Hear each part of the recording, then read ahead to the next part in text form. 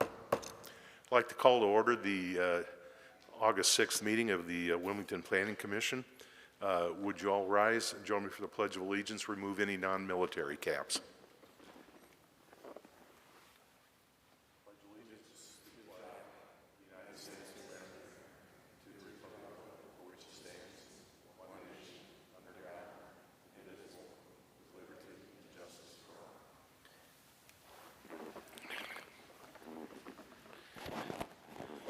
Mr. Attorney, we have two excused absences, Commissioner Collier and Commissioner Adams.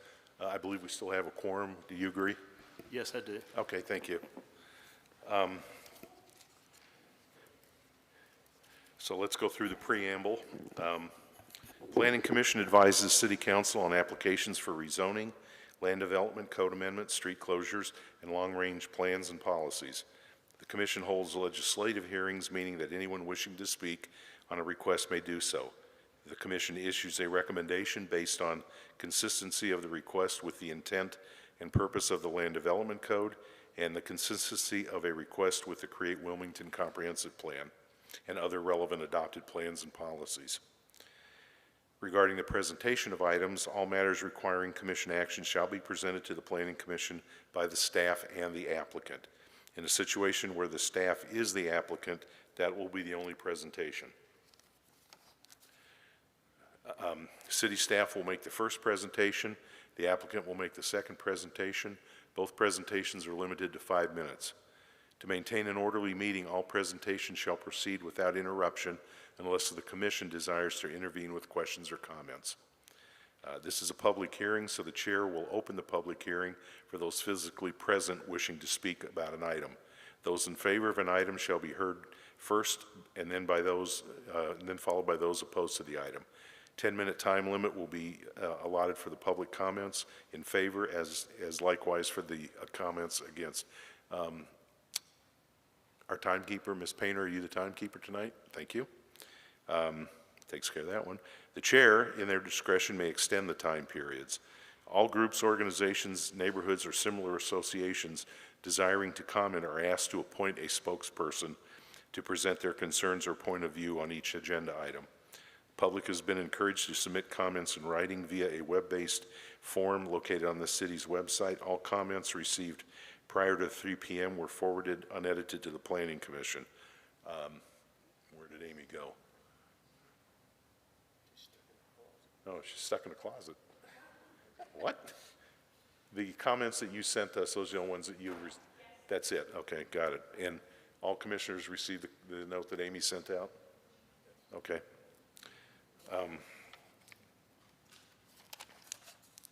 Voting. All votes will be voice votes after proper motions are made and consistency statements are read into the record. The chair will state the outcome of the vote and the action. Relative to appeals, rezoning requests that receive an unfavorable recommendation from the Planning Commission may be appealed by the applicant to the Wilmington City Council. Appeals should be in the form of a letter submitted to the city within 10 days of this hearing tonight. Any item that is appealed will tentatively be heard by the council at their September 23rd meeting. At that point, let's move into the agenda. And the first item on the agenda is approval of the minutes from last week. So I would ask from last month. So I would ask the commissioners any additions, deletions on the minutes? None, seeing none. I need a motion to approve the minutes. So move. I have a motion from Commissioner Woodruff to approve the minutes. Do I have a second? Second by Commissioner Lennon. All in favor, say aye. Aye. Aye. Opposed? None. Seeing none, the minutes are adopted. Let's move into the regular agenda. And the first item is old business. It's item number 1, street closure of a portion of Seabreeze Boulevard and Benton Avenue between Masonboro Sound. It is our understanding that the applicant has withdrawn this request. Yes, sir, that is correct. Okay, so we don't need to adopt that withdrawal. It's just, it's gone. It's gone. That's correct. Okay. So having said that, let's move on to second item, which is conditional rezoning request, property containing 0.77 acres plus or minus, located at 5320 and 5322 Wrightsville Avenue from R15 to, where is it, to R5. And Zach Smith will overview this for the commission.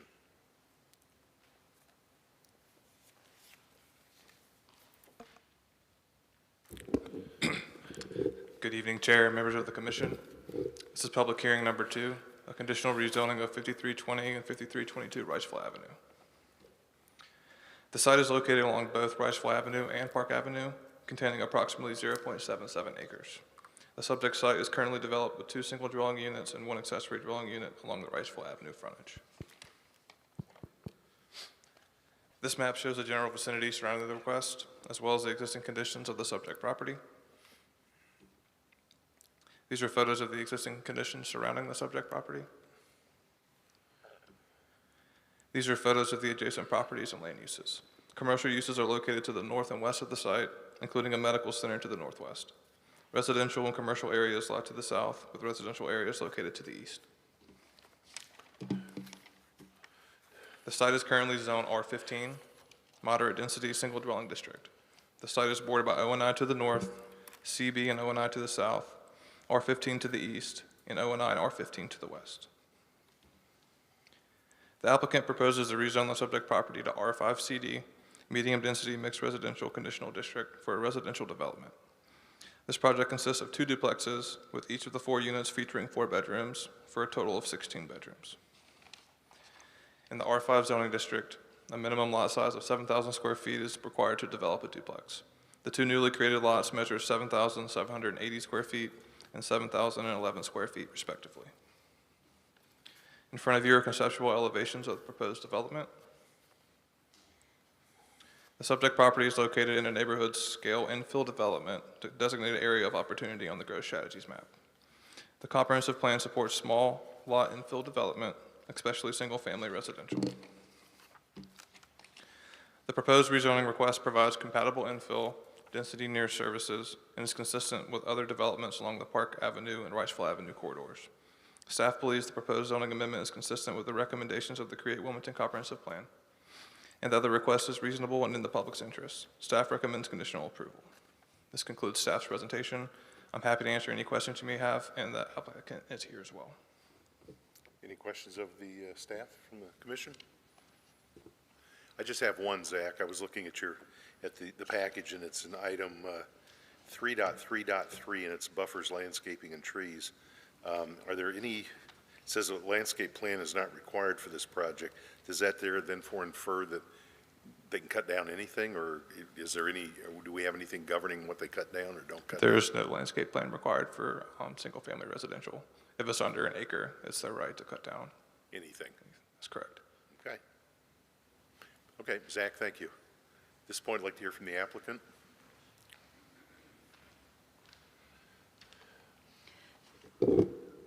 Thank you. Good evening. My name's Cindy Wolf, and I'm here on behalf of DT Builders, who are the owners of this property. Appreciate Zach's summary, and I'll try to be brief. I think it's fairly straightforward.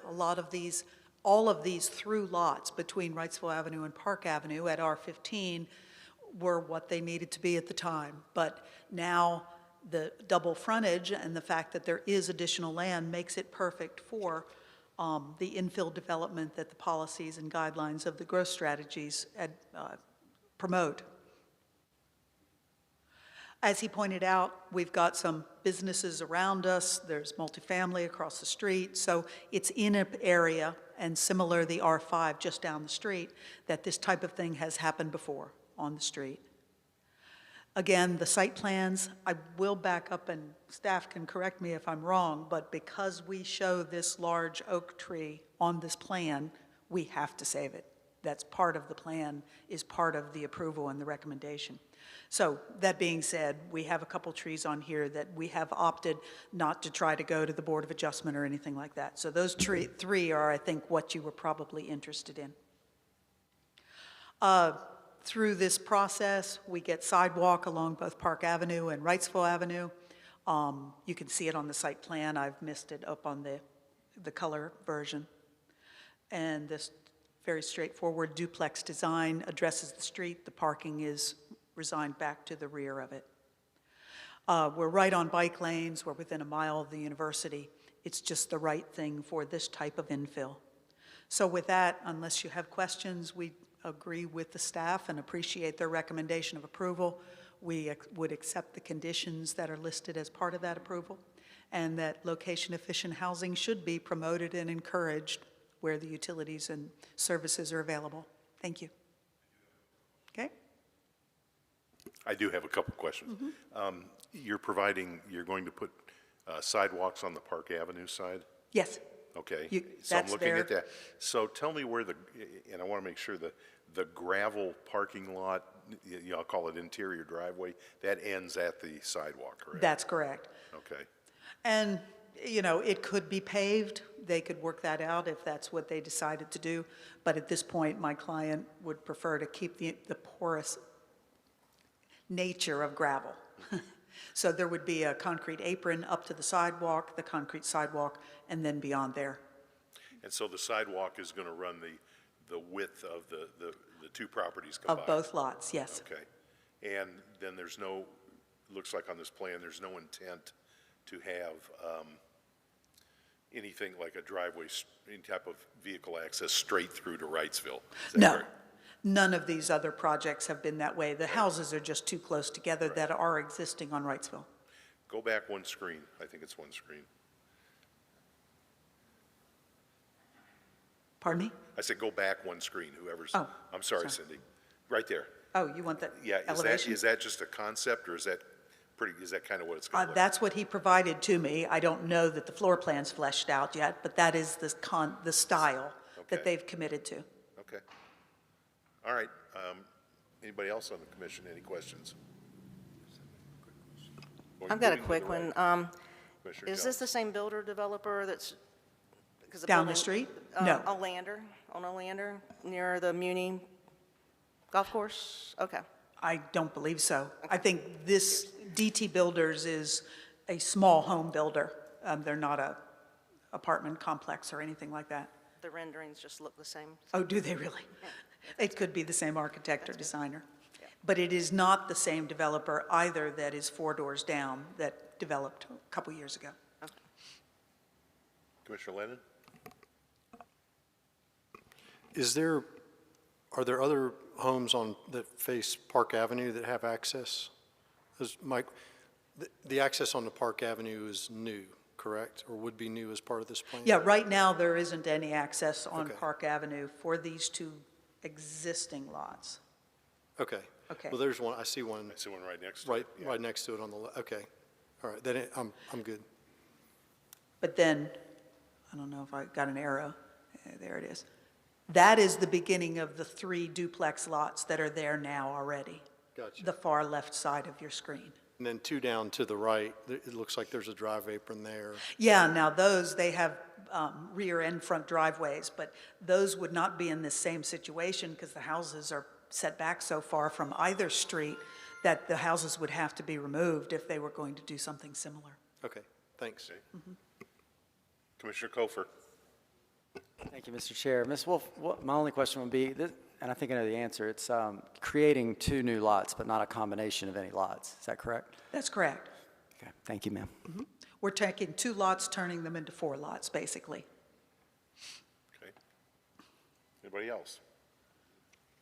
Okay. Thank you. Ms. Wolf, thank you. At this point, we will open the public hearing, and remember the rules. It's proponents have 10 minutes, opponents have 10 minutes. We'll start with anyone in favor of this project wishing to speak. Please come forward. Again, anyone in favor of this project, please come forward. Seeing none, anyone opposed to this project, please come forward. Again, anyone opposed to this project? Seeing none, we will close the public hearing.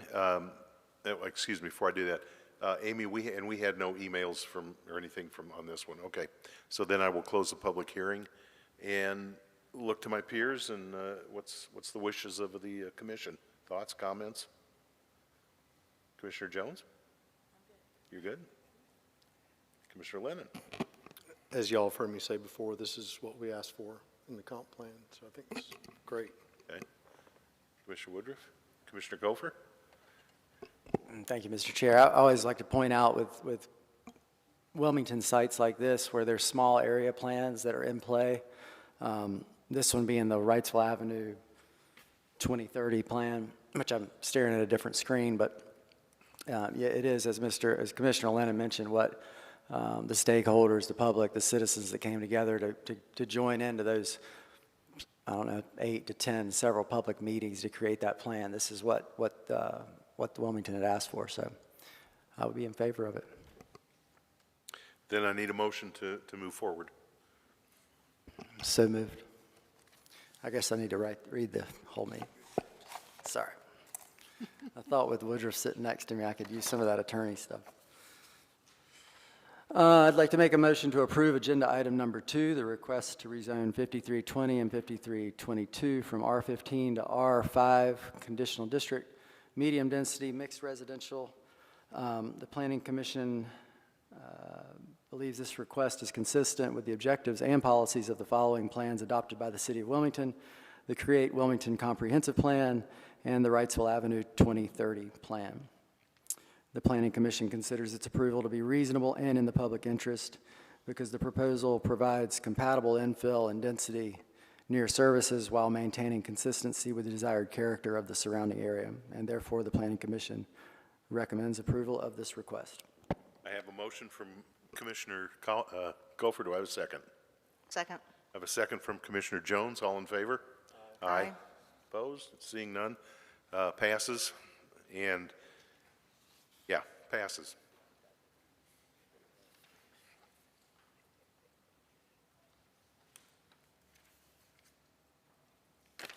Okay, moving on to the next item. If I can get myself organized here, is conditional rezoning, property containing 4.08 acres located at 2929 Market Street from O&I Office and Institutional to MD17 CD High Density Multiple Dwelling for 120 residential units. Patrick O'Mahony will preview this for the commission. Good evening, Mr. Chair, members of the commission. This site is located on the northwest corner of Market Street and North 30th Street. It contains approximately 4.08 acres in size and is currently occupied by a hotel use. This map shows the general vicinity surrounding the area, as well as some photos of the existing site conditions. These are photos of the existing conditions along Market Street and North 30th Street adjacent to the site. And these are photos of some adjacent land uses. They're commercial uses located along Market Street with residential to the north and northeast of the site. Again, the site's located in an area that's currently zoned O&I Office and Institutional. This portion of Market Street contains both O&I zoning as well as CB Community Business zoning to the east across North 30th Street. There's R10 zoning located directly to the north as well. The applicant, as mentioned, is proposing to rezone this site from the O&I district to an MD17 CD, that's a high-density, multiple-dwelling residential conditional district, for the aforementioned 120-unit residential development. Here's the site plan proposed by the applicant. This consists of 2 multi-dwelling buildings containing a total of 120 units. There are 48 one-bedroom units proposed, 42 bedroom units, and 32 three-bedroom units. The MD17 zoning district allows for 17 units per acre. However, if a workforce housing component is provided that consists of 10% of the total units or more at 80% of the area median income, the density may be increased from that 17 units an acre to 36 units an acre. The applicant is proposing 29.4 units per acre with this proposal. All of the units in the proposed development are considered to be workforce housing units, affordable to households with incomes between 30 to 80% of the area median income. And this is to apply for a minimum of 30 years. There are 2 driveway accesses proposed with this site, one along Market Street and one located along North 30th Street to the north of the site.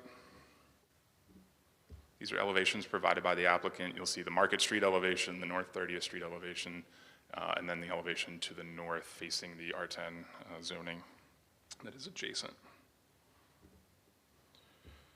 The subject property is located within a suburban commercial retrofit area of opportunity on the Comprehensive Plan's Growth Strategies map. It's also located within an urban mixed-use center. It's along a major corridor and community connector and along a high-capacity transit route, also on the Comprehensive Plan's Growth Strategies map. Areas well-suited for infill development should be redeveloped in a way that maintains or enhances the desired character, increases housing options, and improves the overall quality of life in the vicinity.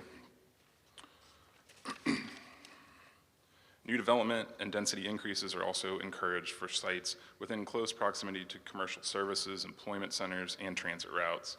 The proposed development is consistent with the surrounding area, takes advantage of existing utilities, and increases affordable housing options along a central corridor near transit services.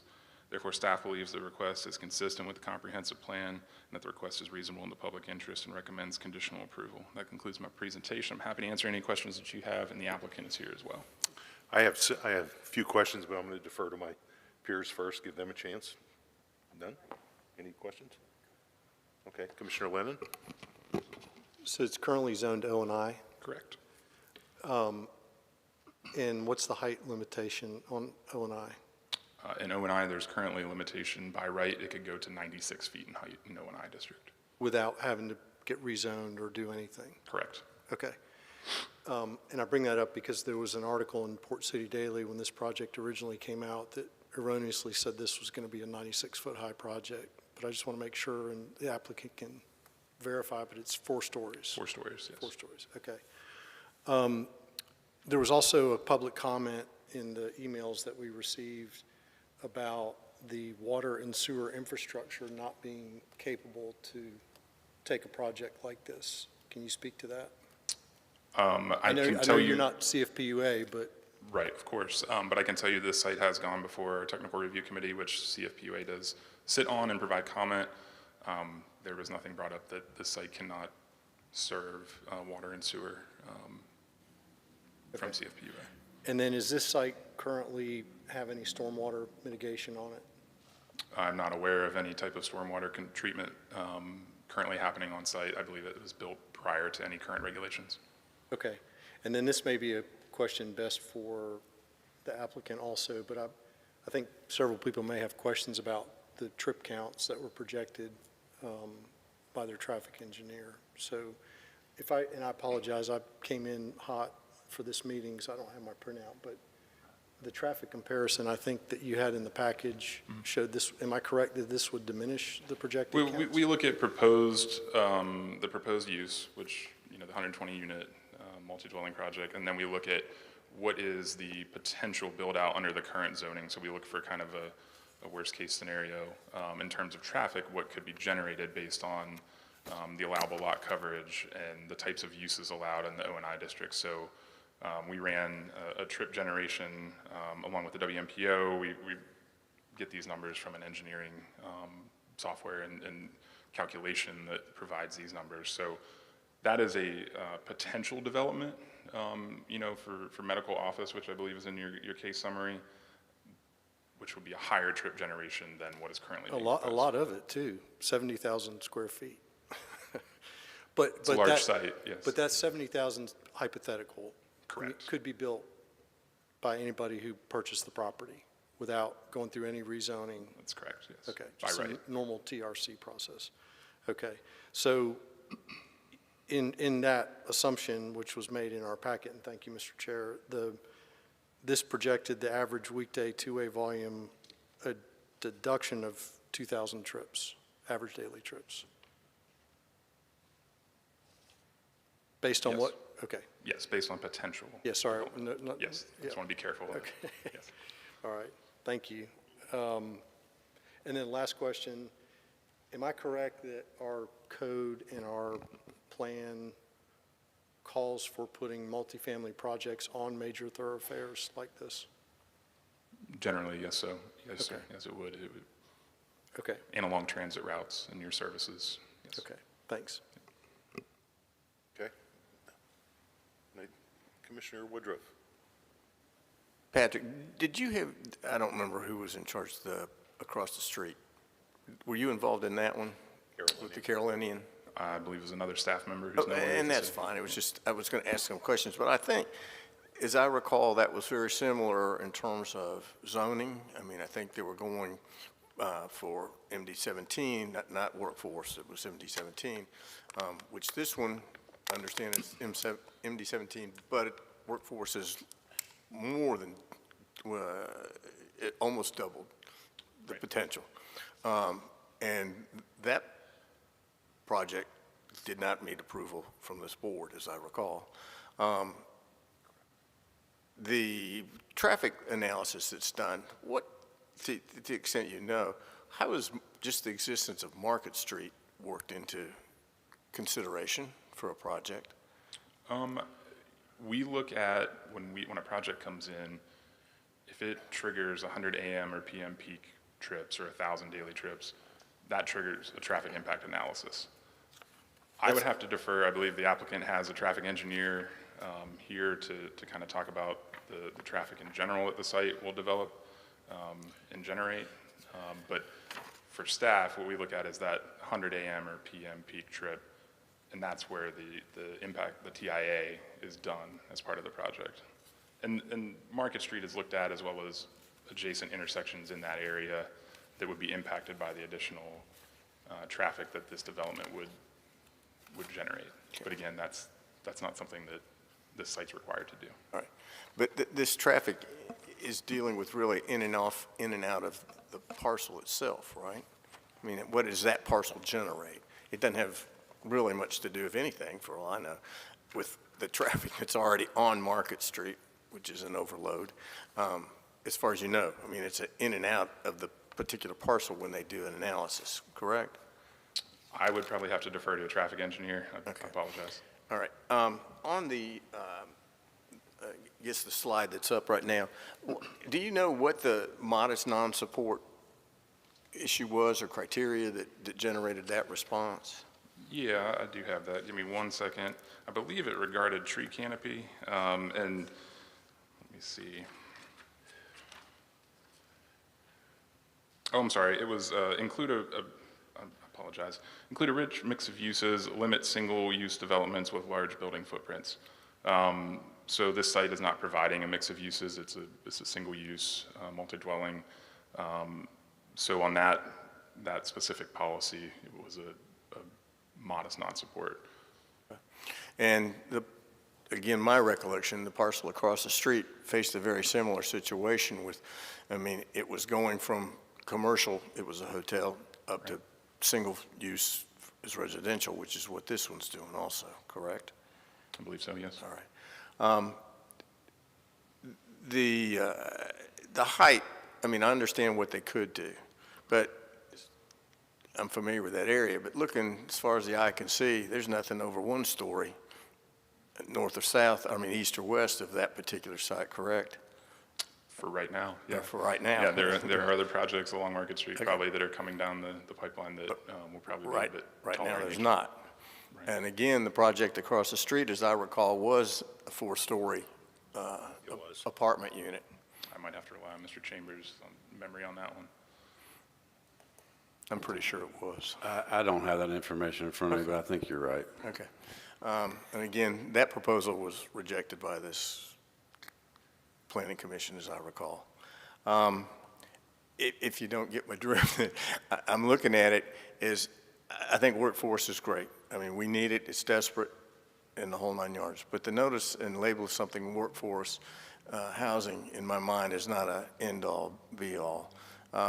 There's so many other factors, and in this one, I personally believe this is too big, too many units, not consideration of Market Street, which is hellacious to be on or try to get across. Just a whole lot of factors that, to me, seem to be just pushed aside because it's workforce housing. And my fellow folks up here may disagree, but that's my position and my thought about this. I mean, I understand everything with regard to workforce, but everything I look at between the size, the location, in getting in and out of that property for the folks that are going to be there, and then considering what was already considered across the street and rejected, I don't see this as being much different other than the workforce housing issue. And as I say, I don't think that's all being that if you have that, you can do a whole lot more that may not otherwise be reasonable. Commissioner Kofer? Yes, thank you, Mr. Chair. One question that has come up over and over again, I keep going back to it to make sure I have a clear understanding. So with multifamily, basically with any of these projects, a site plan is required. Elevations are recommended but not required. That is accurate. Site plan is required, elevations recommended but not required, We generally ask for elevations, especially for projects such as this. like yes. this. And then what are the frontage standards for multifamily? Is that something we get into much in There this are package? certain design standards and architectural standards along certain corridors within the city. There's two separate things in code. There's multi-dwelling design standards for the buildings, and then there are frontage standards for any type of development along certain corridors. This falls within a frontage standard road as well, so there are certain requirements that they have to meet, such as having an entrance, pedestrian access from the sidewalk into the building, things of that nature. Would that apply, and is that applying to both 30th and Market, both frontage? Or Yes. is there a delta between the, how it's labeled, if it's an arterial or a connector? Or I believe if it has access on both, it both would apply. The frontage standard would apply on both streets. Okay. And that's basically what we're seeing here in these elevations, I'm certain. Yeah, I mean, generally, the thought is to bring the buildings up toward the street for a variety of reasons, but you activate the pedestrian streetscape there by bringing the buildings forward. There's also the adjacent residential neighborhood to the north, so we actually recommended that the applicant bring the second building down closer to Market Street rather than having the 4 stories right up against the property line. So we've seen that been adjusted since we saw the plan the first time. Thank you, Brian. So rather than a building, you've got the parking in the rear. So we've a bit of code, a bit of just professional planning and design tweaks with the applicant have gone on this project. So really trying to bring the units, the buildings, as close to the connectors, as close to the arterial streets as we can, and create as much buffer between the, what is that, R10 back there? Right, R10, right. yeah. It helps with, tree save. It helps bringing people closer to the transit stop, which is located on Market Street across the street there. So it just activates that pedestrian feeling, makes it a little more walkable and friendly. Right. Okay, thank you. Pat, I have a couple questions, and you may not be able to answer these, but I'm going to give you the chance. I'll try. Yeah, I know, but if not, then applicant. And the first one goes to the traffic that has kind of been brought up here. It is, and it's always been my position, and I know I'm in a minority in a lot of cases when this gets discussed, but when I look at the grid, and to me what just doesn't make any sense is you effectively have a motel that effectively has nothing there. I mean, there's nothing going on. And the proposal is to put 120 units, which is going to generate some plus traffic on the plus side. Yet we see an analysis here that says, net difference, minus 2,000, which just to me defies logic. Because if you got 0 and you're adding something, something is something. So if that's not you, is that the applicant to explain? I'm happy to Would you? talk about it. And, I believe the hotel is still operating and visited on site a few times. And I saw some folks cleaning service out there. I ran the numbers for the trip generation, what currently 48 units would generate, and it's 22 a.m. Peak trips, 28 p.m., and 384 average. So the proposed development is an increase over the existing. I guess I wouldn't say it's currently at 0 on site. No, but your analysis would assume a full occupancy. Of course. Fair? Okay. Right. So I'd like the applicant to get into that as well. The other questions I have real quick is in the section from the public meeting. And traffic was one, so it's really the other couple. And again, if this is not you, say so, and then I'll wait for the applicant. But under the section of the notes where it said housing, and apparently, some issues or questions were raised about noise, lighting, and I'm going to assume some of those are, fourth story, the fourth story of the building, looking down into somebody's backyard, et cetera, et cetera. So from a privacy standpoint, I'd like somebody to address that. And it says here in the last state, it says, development team agreed to look into the lighting and school questions. So I'd like the applicant to address that when they're up. And then the last thing is, under the additional comments, and I really did find this kind of strange, first time I've ever seen this since being on this commission, is question was asked about what would happen if a home was damaged during the construction. And again, the developers, I assume these are his notes, therefore his transcribed note says, explain that the developer is local and that they have contact information. Also, the city could always be contacted. I don't even understand what that means. I mean, have we ever had a situation? We ever had a situation where, somebody's home got damaged in construction by the developer or the contractor? And if so, what would, maybe Mr. Attorney, what would be the remedy for a homeowner in that case? This I've never seen this before, so. I think that's largely fact dependent. What happened, who was responsible for what happened, what they could foresee as a result of their actions. Okay. That would No, be. that makes sense. I just had never seen that in a set of meeting notes or anything before, so I just wanted to ask. So, okay. Anybody else? Okay. Oh, Commissioner Jones? I don't really have any questions. I just want to comment on some of the things that have been said. The Carolinian project, I wasn't on the board at the time. It should have been approved No, but it wasn't. For a set of reasons, it wasn't. because of Wayne Drive, politics, people showing up. As far as traffic and what it is now, do you know those two hotels, you say there's nothing going on there? In the history of those two hotels, there's been a lot going on there. This is such an improvement for the current use and what the projected use could be if they did it by right. It's providing housing, and if you look in that, I'm on the Housing Authority Board, if you look at that 30th Street area for a new product, multifamily, going in there, this is, to me, the perfect use. I don't understand why the Carolinian wasn't approved or this one. Traffic on Market Street is much better than Military Cutoff, Oleander. I don't ever have a problem going down Market Street. And the traffic count, and I'll let Don speak to this, is better than what they are zoned that it could be. Why don't we let the applicant? Oh, I will. I don't have any problem with that.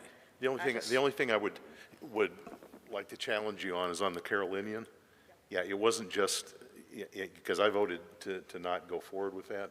It was four commissioners decided not to go forward with that. When it's all said and done, interpretation of the facts and the stuff that was presented. So it wasn't just a group of homeowners. I mean, there was a lot of, I feel like I have to say that. So having said that, anything else for the, okay, I'd like to hear from the applicant.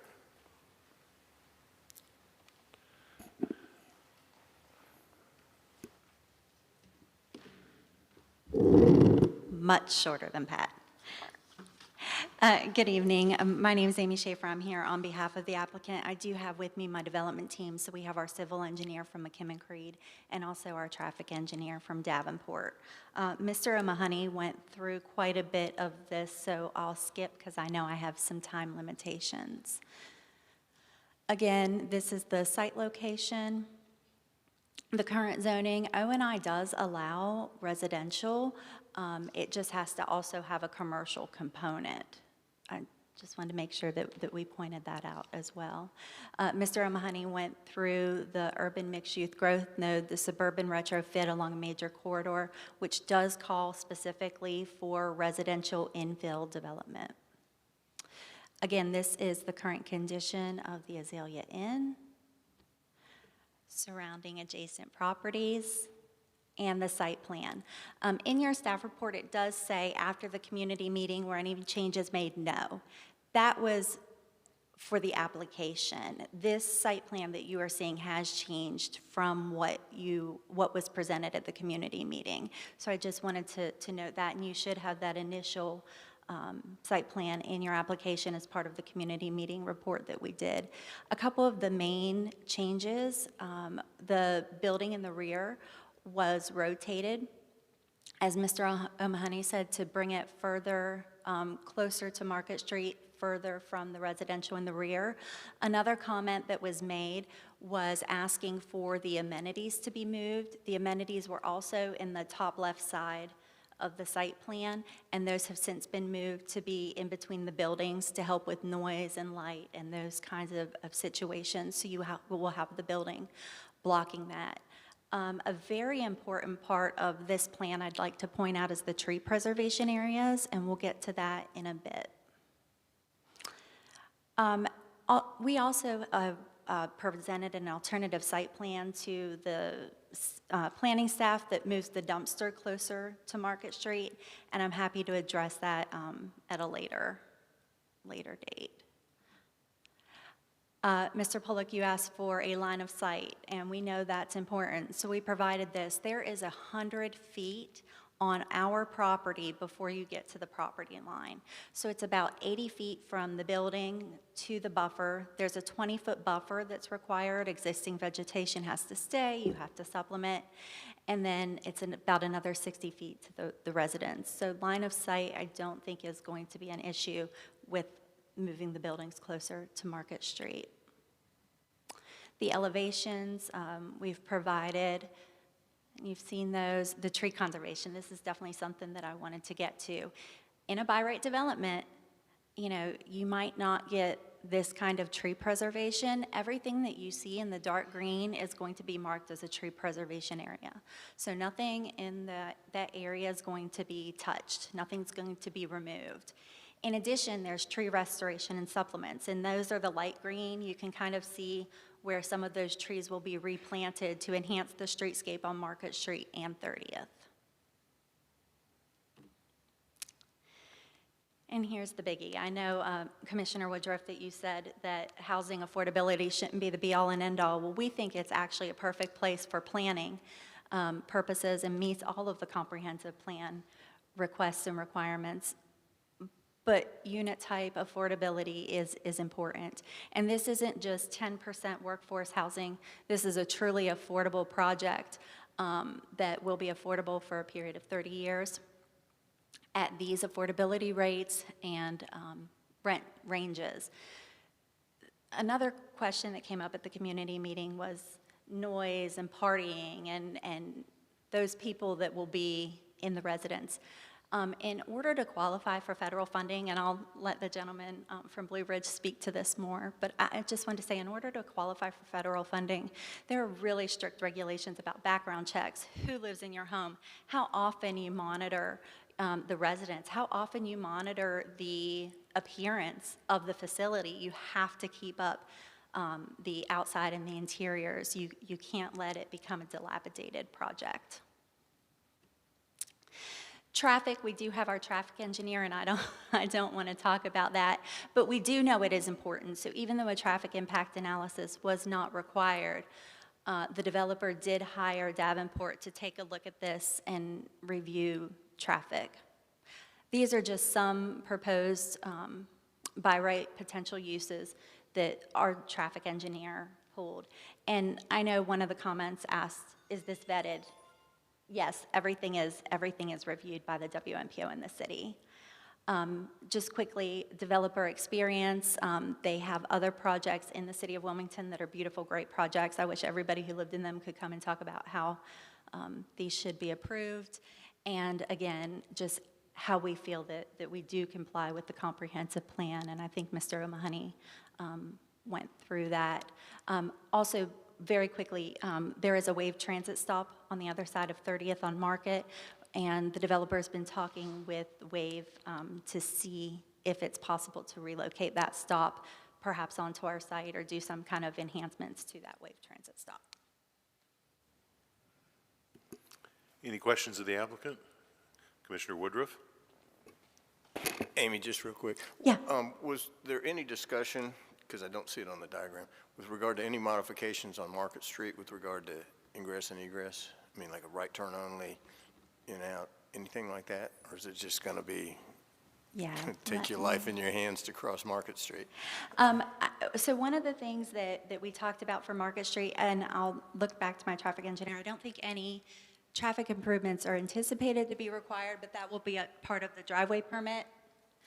I do know that as part of the conversations with WAVE and other things that the developer is looking at is the possibility of doing a marked crossing across Market Street. That's something that they're talking about as well. Somebody at the community meeting had mentioned a hawk light or something like that. So I know that that's something that they're looking into as a possibility. But right now, we don't anticipate any improvements on Market Street. I say, no, it's not anticipated to do anything on Market Street or with Market Street at Yes, this sir. point? Okay. Commissioner Lennon? There was, one of the public comments we got today was about the amenities and the parking. And I'm curious if, I believe that was before they saw the changed plan. I Okay, don't know that's- that anybody had seen the changed plan. Yes, sir. okay, all right, thanks. Commissioner Kofer? Thank you, Mr. Chair. Ms. Schaefer, just a couple questions from things you said in your statements there. Sure. We opened with O&I does allow residential just with the commercial component. Can Yes, you sir. talk to me a little bit more about that? Yeah, so the O&I district allows for commercial district mixed use. I always say it wrong, but it's commercial district mixed use, which does allow for multifamily housing. You just have to have a commercial component. And you can get up to the 36 units per acre in that as well with the affordable workforce housing. You have to have a commercial component. And a lot of times, I hate to say this because I think it's a great project and a great plan, that commercial component just ends up empty. And you can see a couple of those on Carr Avenue and Racine. There's a couple projects that were multifamily that there's empty space on the bottom. I think maybe a real estate agent recently moved into one. And that would be a by right project. The amount of commercial space is determined by how close you are to a grocery store and other things. Right. Okay. Thank you. And then with, you mentioned the wave marked crossing. Yeah. Describe what a marked crossing looks like. So right now, the Wave transit stop is right on the other side of 30th Street. It's right on the corner there on Market. That'd be, which direction? Yeah, to the plan right. There you go. Yes, thank you. It's okay, I'll speak louder, but I know you got to record me too. And so one of the things that we've talked about, we met with Wave, we talked about maybe moving the stop onto 30th Street, but that doesn't work with their model. And so then we talked about perhaps moving the stop somewhere onto our site on Market and maybe doing some kind of a bump out. But they just weren't able to get that information in time for any kind of plan here. So that's something we would still hope to work with them on. And then the crossing, there are different types of crosswalks along Market Street. And of course, this would all have to be coordinated with DOT and all the appropriate people. But it could be simply, striping the crosswalk along or having some kind of signage or things like that. I don't have enough details, but it is something that they've been looking at and talking to the various agencies about doing. And along that same topic, NCDOT is who's going to, I guess, be the bureaucracy that controls whether a signal light needs to be there or what improvements need to take place on Market, and that is in conjunction with the driveway permit process? Yes, sir. Because of traffic impact analysis, the TIA wasn't required. Any required improvements would all be reviewed as part of the driveway permit. And that would be the DOT and WMPO, since it's a DOT road. I do think they still consult with the city through the TRC process. Yeah, and do you expect that, I don't know the nomenclature or the the script syntax we would use, but basically like a turn lane for this project, on this project's property, off of Market? And if that happened, what would happen with this site plan? I mean, do you expect that, or you're already confident that's not going to be necessary? I think we're confident that's not going to be necessary, but if you give me a second, I'll check with my traffic engineers.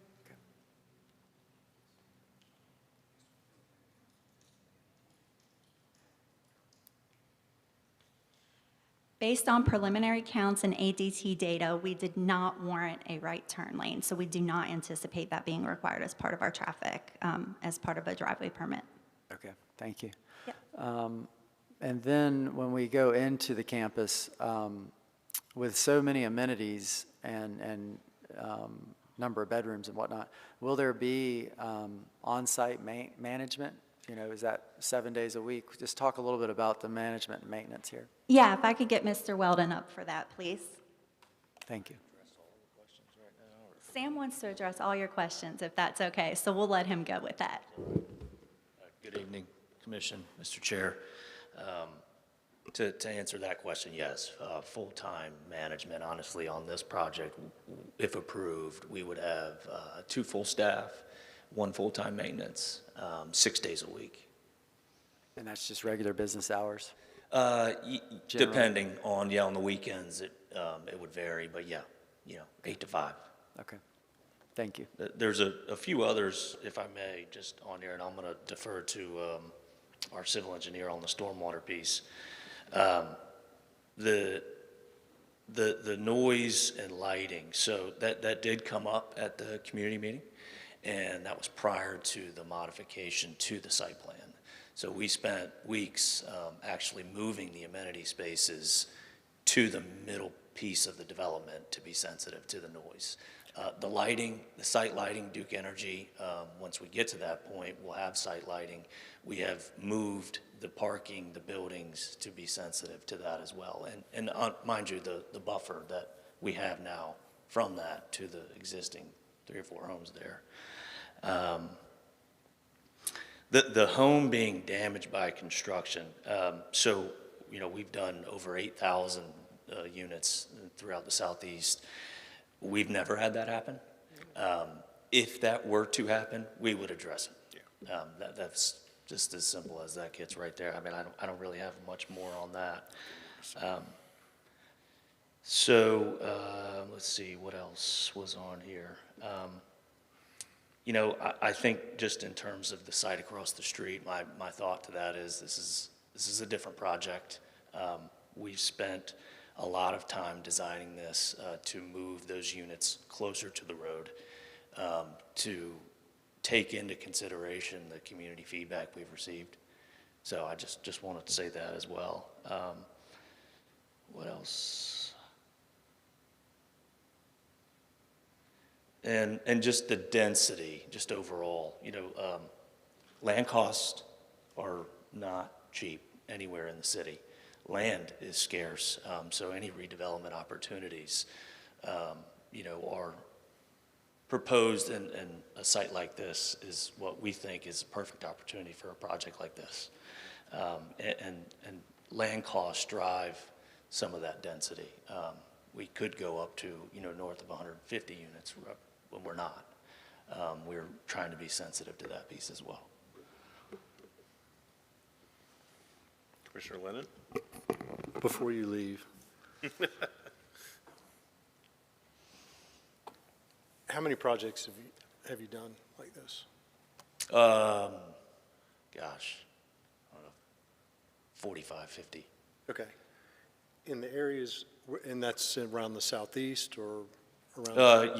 North Carolina, South Carolina, Georgia, Texas, Washington, Oregon. And so are these primarily tax credit deals? They are. Okay. And so do you have any examples where property values have diminished or crime rates have gone up as a result of your projects going in?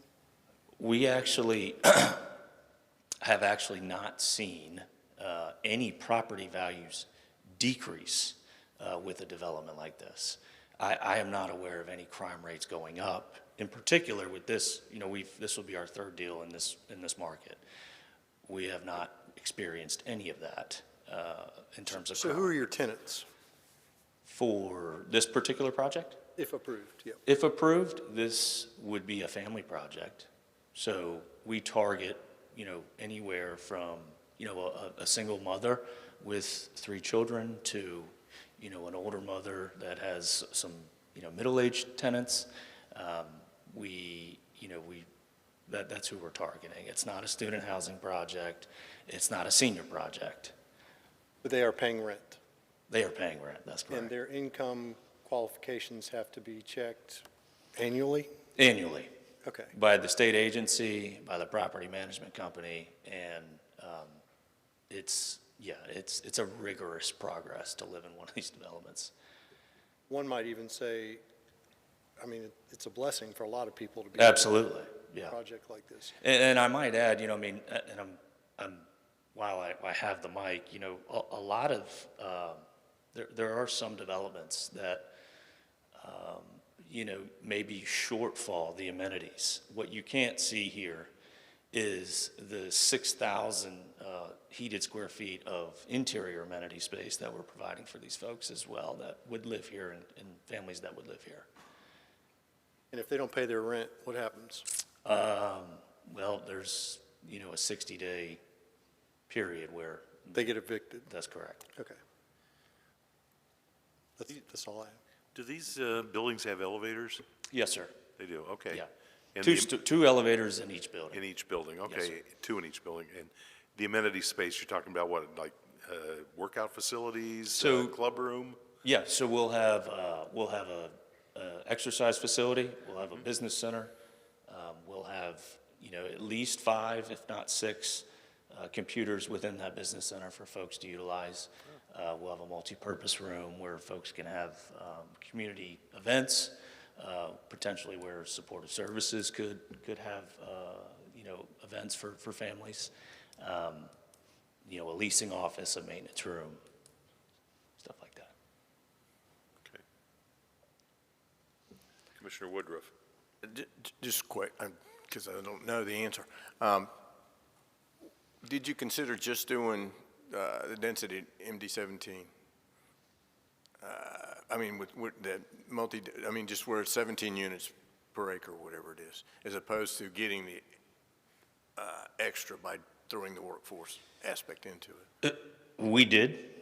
The land cost is too high to make the numbers work. So you needed the workforce element to increase the density? Well, it's a 100% workforce project, so we needed the additional, Okay. 15, 20 units to make the actual numbers work. The land cost is driving all of that. All right, thank you. Yes, sir.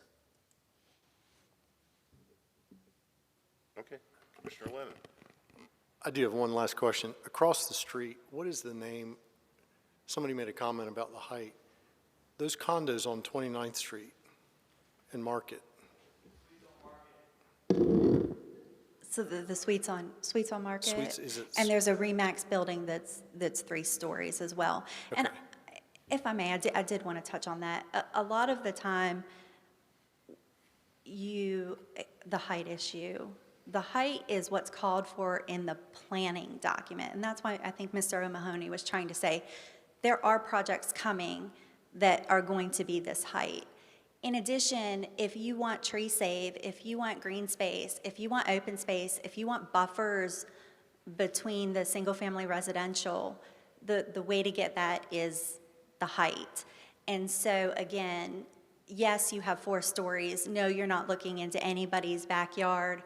And, the planning documents call for the buildings to be pulled up to the road. So I just did want to point that out quickly about the 4-story building comment as well. Okay, thank you. Yes, sir. At this point, I'd like to open up we'll move to the public hearing, and again, the ground rules. 10 minutes for people wanting to speak in support of the project, 10 minutes for people wanting to speak in opposition to the project. At this time, I will go to the 10-minute period for people that want to speak in favor of the project. Please come forward. State your name for the record, please. Thank you, Mr. Chairman and members of the Commission. My name is Natalie English. I'm President and CEO of the Wilmington Chamber of Commerce. It's no secret We need housing in New Hanover County and the entire region at every level, right, at every pricing point. I'm here tonight as the advocate for business in this region to go on the record in support of projects like this, especially because it's workforce housing.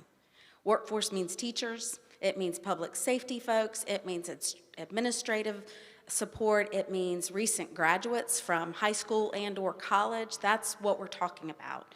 I have business owners expressing concerns to me often about how far their employees are having to travel to get to their jobs. And I have one business owner who recently told me she lost 2 employees because the commute has become too long for them. We believe that corridors like Market Street are exactly where these multifamily projects should go. They are where the limited access to public transit that we have in our community are. This project meets, again, as you've heard, the city's comprehensive plan and adds affordable housing. I think it's a win-win opportunity, and we urge you to support this project and the creation of additional housing units that are represented by this. Thank you. Thank you. Next.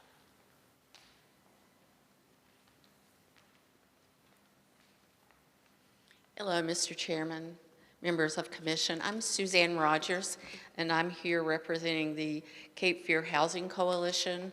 I'm the vice chair. We would like to express our support for Blue Ridge Atlantic Development's proposed Apex project at 2929 Market.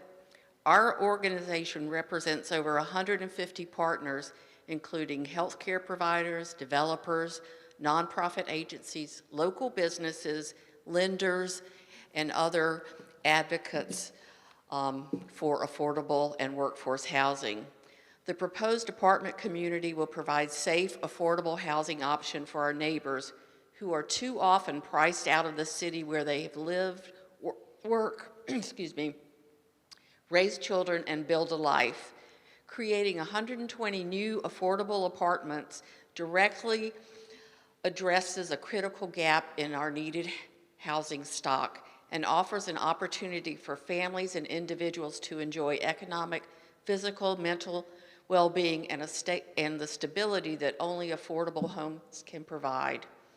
The location of this project could not align more perfectly with the city's comprehensive plan. It ensures ease of access to public transit and numerous services, as well as recreation and employment opportunities. The involvement of the North Carolina Housing Finance Agency guarantees that the project will remain affordable for decades. In today's challenging development climate, we appreciate the developers' willingness to take on the complicated task of developing new housing for families working in our community, housing that is below the current market rate. We applaud their ongoing commitment and offer our endorsement and support for this project. Thank you. Thank you.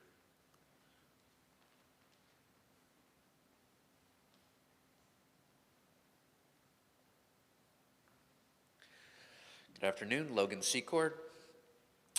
I attended the Wilmington City Council yesterday evening, and it is interesting to have this conversation within that context where one of the primary discussions was, of course, the Workforce Housing Action Committee.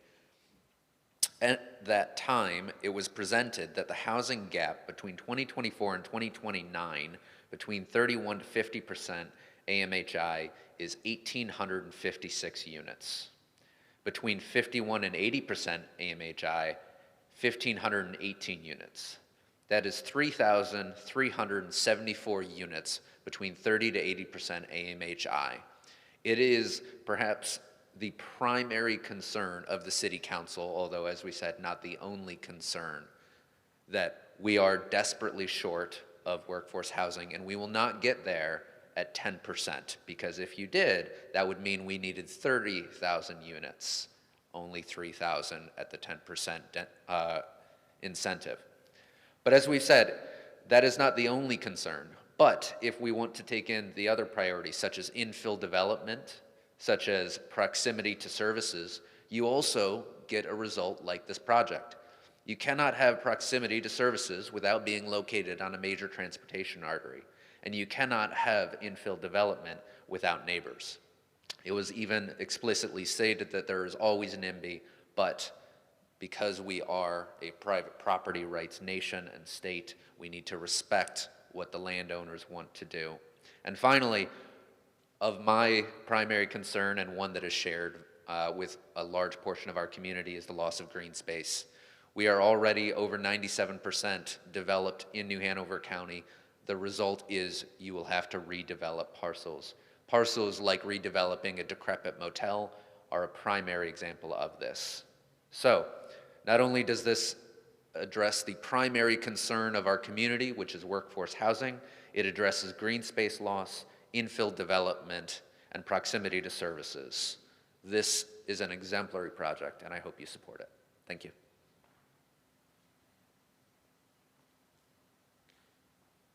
Anyone else wishing to speak in support of the project? Okay, we will shift to the other side. Is there anyone wishing to speak in opposition to the project?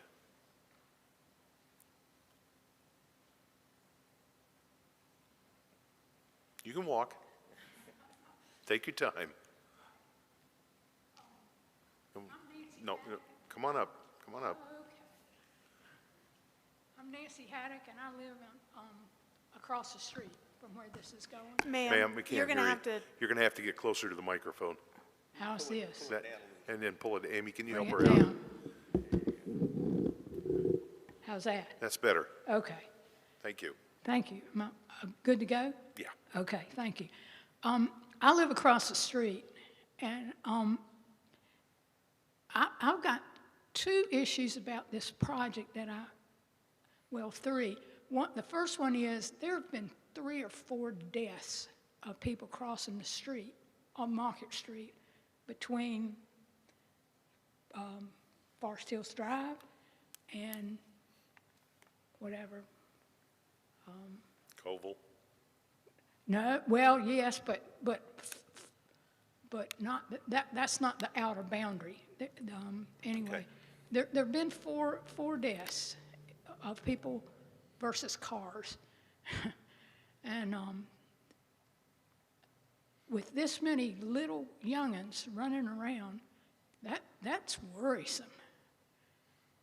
You're just setting these kids up to get crushed. And I didn't see anything about any playground equipment for anything at all on this project. I mean, what are the kids going to do? Where are they going to go?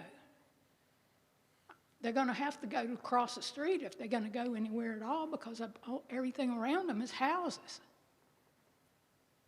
You've got the YMCA. That would be the only other possibility for the kids to get out of the way. But see, that's on the other side of the street.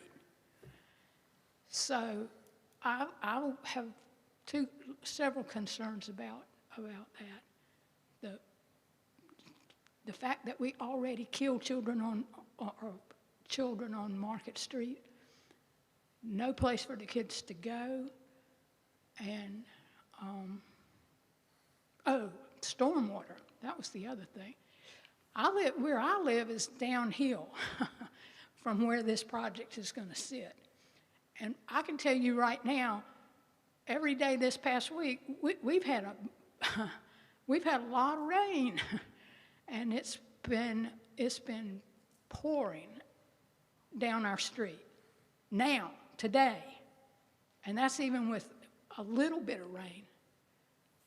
So I know you're going to look at stormwater eventually, and somebody is going to need to do that, but stormwater is also a big concern. Thank you. Thank you.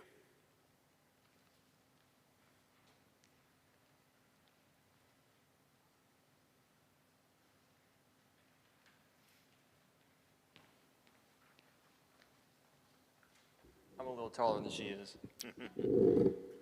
Okay, good evening, Commission. My name is James Cannon. I live on South 29th Street as well as she does. I've been blessed to have lived there for 5 years now, and I have a pretty good understanding of Market Street in that area, this area specifically. And the thing that I would like to mention is I agree this hotel, motel needs to go. Brings a lot of foot traffic and riffraff to our neighborhood, even though it's across the street. But I do not agree with this plan. I would ask, as she mentioned, to think about safety first. The first thing being traffic. I think a number of you agree with me that traffic on Market Street is, I think someone used the word hellacious. If this plan that they have from the Traffic Commission or their study had anything to do with anything with Saturday morning traffic, I wouldn't believe it based off the numbers they were stating. The YMCA is a crazy traffic backup anywhere on that street, Saturday mornings and in the afternoons when they have soccer practice. It's a completely different street. They are back down to our street on South 29th with the townhomes that I personally live at. It's the same for Friday afternoon traffic, or excuse me, 5 o'clock traffic, rush hour. Traffic is backed up all the way from Colville all the way down to ours on 29th Street. I'm afraid that with this project, I won't be able to get out of my neighborhood. Left turns won't be a thing. I'm probably will have to use the YMCA to get out of my neighborhood. With the extra backed up traffic, as she mentioned, any kind of accidents, good luck for an ambulance getting through. It's just not going to happen at 5 o'clock. I would also mention about stormwater. I look at this beautiful map they've planned out. Just today with the storm that came by, it was probably 2-3 hours. It poured. I don't see where they could add anywhere to collect the stormwater, but it needs to be included. It needs to be thought of, not just as an afterthought. And it's already been mentioned about the height of the building. The height of this has nothing to do with any matching other properties in the area. Thank you. Thanks.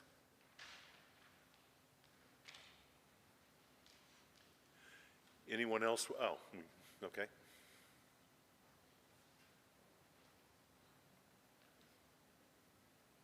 Good evening. My name is Lisa James, and my property is adjacent to now where they're proposing to put a parking lot.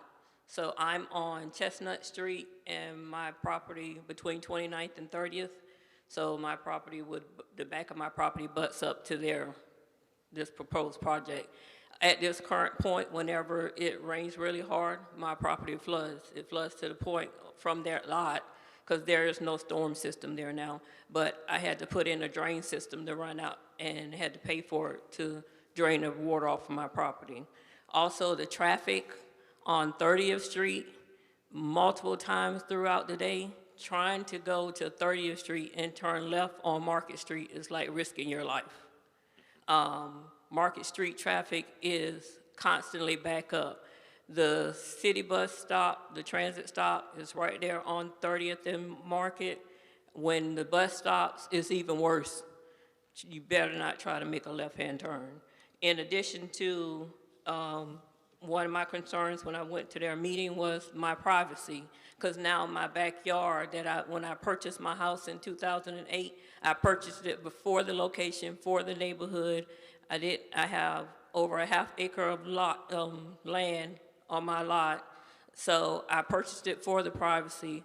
Now you're proposing to put 4-story buildings in my backyard, and you're going to tell me that's not going to impede on my privacy. You have to have lighting to make it safe for your residents. That's going to reflect in my yard as well. Also, I'm concerned that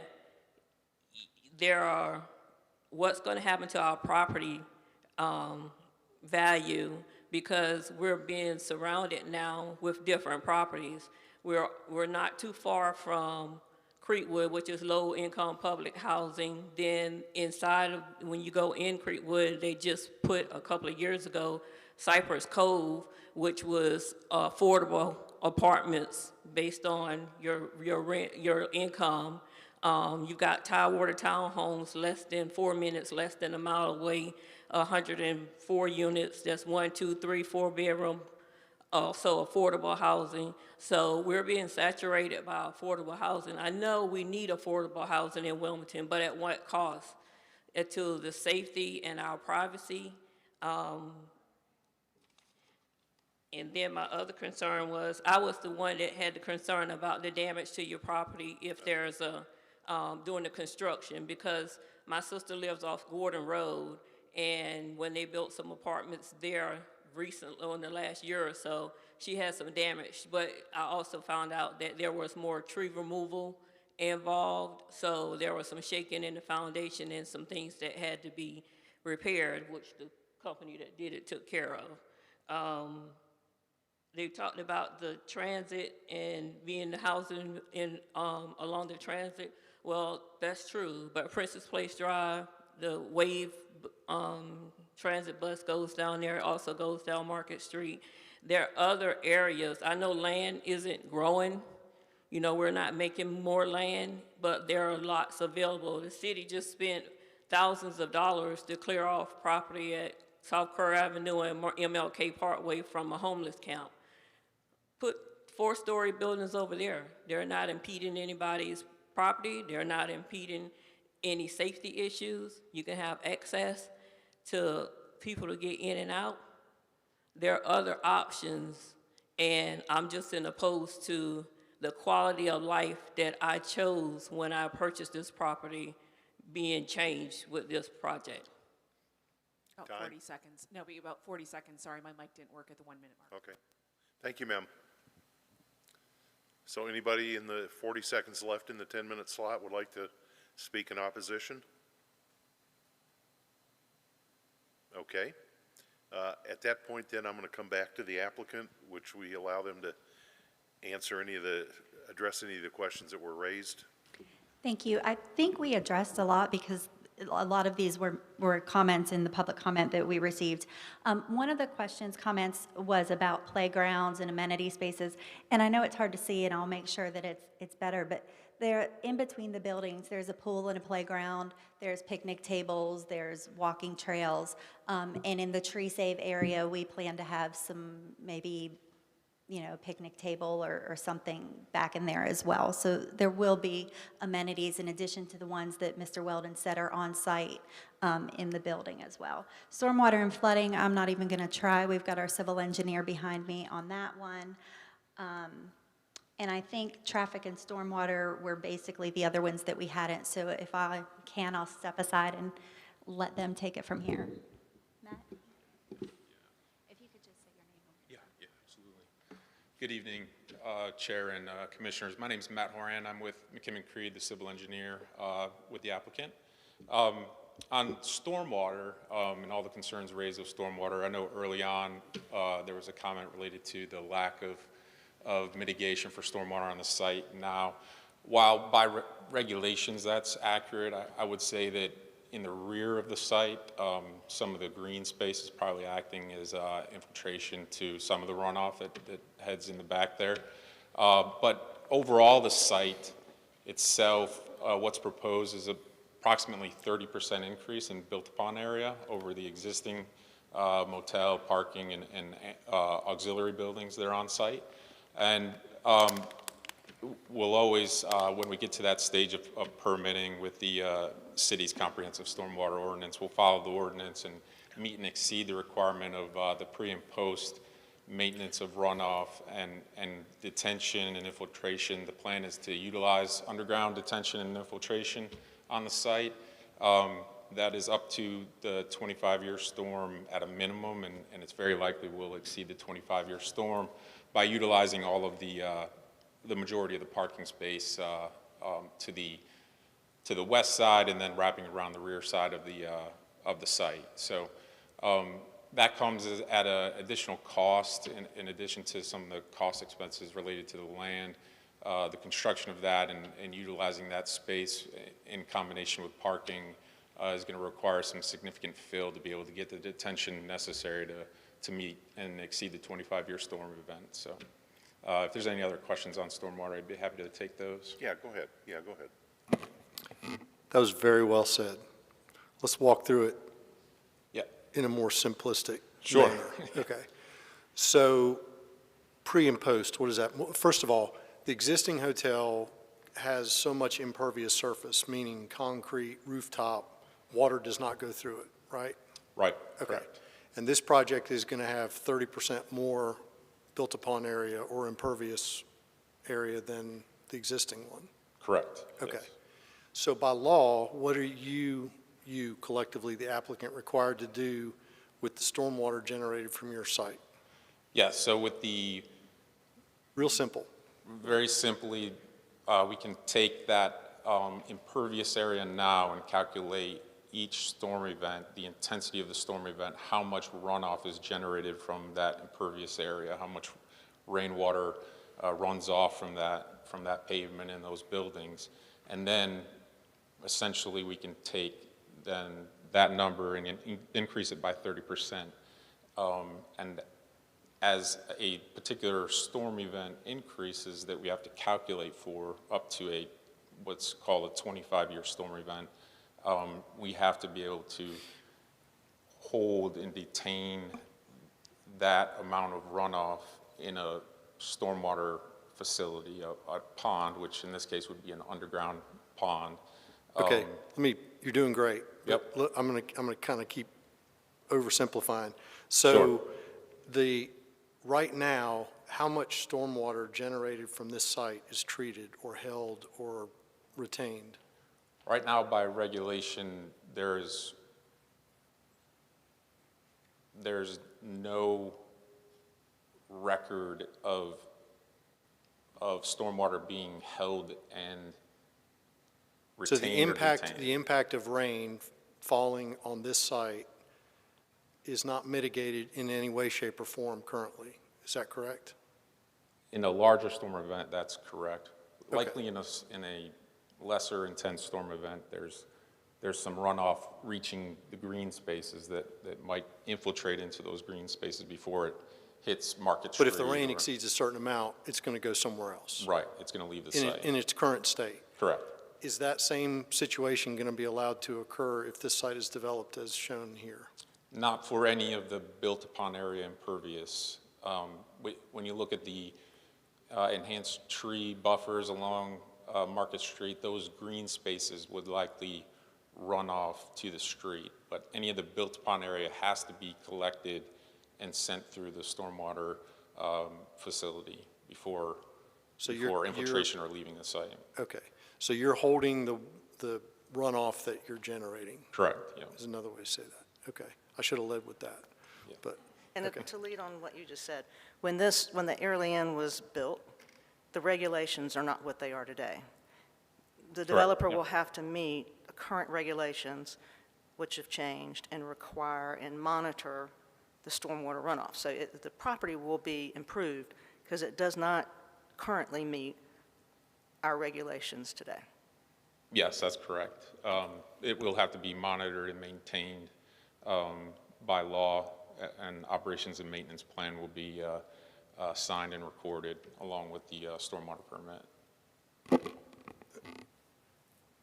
And just one last follow-up to, one of the gentlemen made a point that, and I'm respectfully, he said, please don't let stormwater be an afterthought. Realistically, when a project like this, I mean, the civil engineers, you're probably the second or third consultant to be hired, right? Because stormwater is a big part of any project like this. Yes, and the only thing beyond the tree survey and the actual drafting of the site plan and by direction from our client is, to this point, is stormwater investigation, just trying to understand how we can go about collecting, which is what you see there is the darker black and white lines that are the collection system. We have to put some decent thought into that early on so that we know that that can be achieved if this were to be approved and that we have a good path forward. That's the only other area that we invest significant time in the early process of Okay, so, and then forget all this zoning conversation for a second. To get a building permit, start going vertical, your client has to have an approved stormwater plan that's been reviewed by both the city and the state. Is that correct? Yes, that's correct. Yep. Okay, thank you. And I'll add to that too, is a lot of people see us as that regulatory body to decide on design, stormwater. We're looking at really the zoning and planning. There are so many more steps that a developer has to go through to get approval. It could be state, it's local, TRC. There's other regulations after it comes through us that they have to meet, correct? Yes, that's correct. Thank you. Anyone down here? Thank you. Okay. I was just going to say, we also have our traffic engineer to address some of those concerns. If Okay. you can. Go ahead.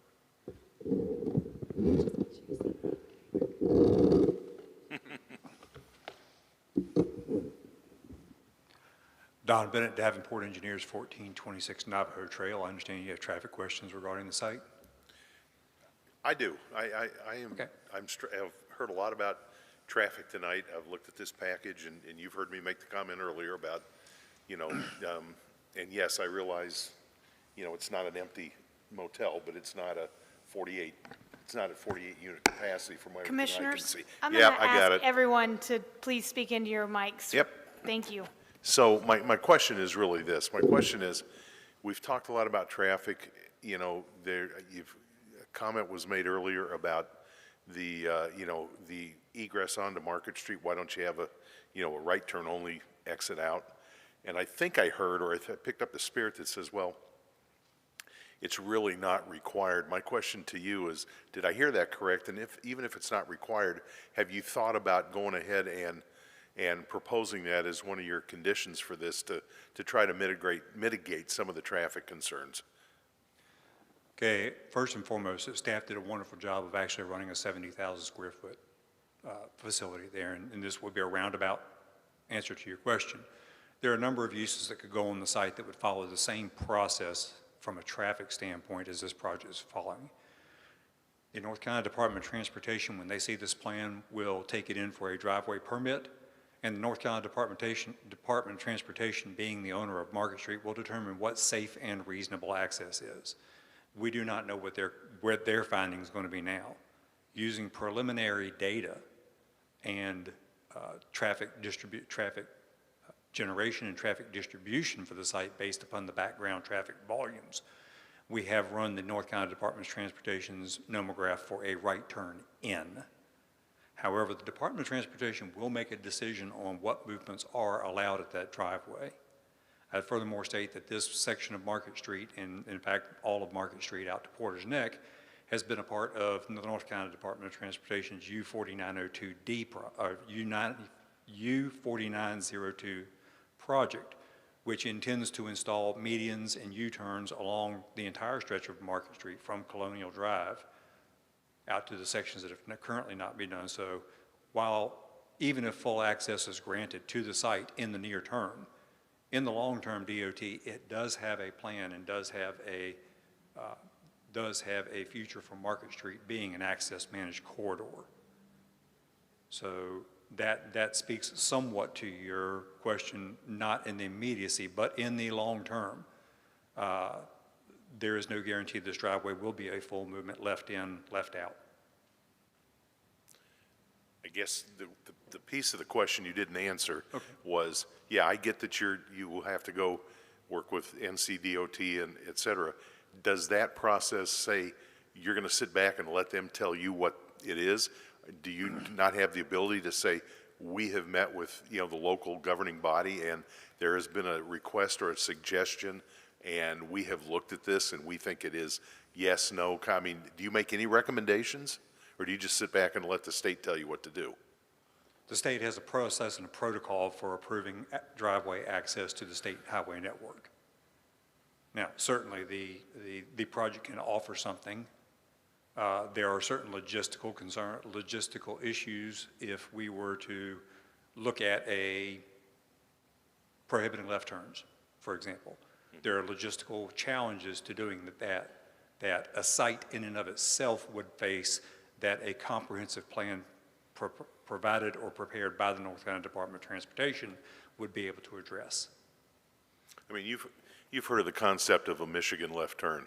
Absolutely. And now, and one who's lived in that environment for a while, I would even question whether that would even, and I'm not an engineer, so, this is just purely, experiential discussion, but I'm not even sure Market's wide enough to put something like that in place, because you basically have to have 2 lanes going and a 3rd lane, which is just the turn lane. So if you were going to have something like that down there, I mean, unfortunately, you'd pull out right turn, you'd have to jump immediately into a left turn to turn back around and go the other way. So fraught with logistical issues. I get it. I don't know what the right answer is, but I'm just, the traffic analysis that I've seen here gives me pause for concern, because it's a model, and that's all it is. It's not at least unless you correct me, it's not based on actual traffic counts. It's just, I'm just a simple guy that says, if I've got a minimally to moderately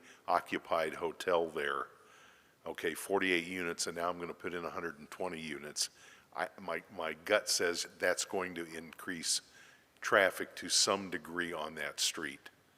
That's just kind of where my head is at. So that's why I'm asking you the questions.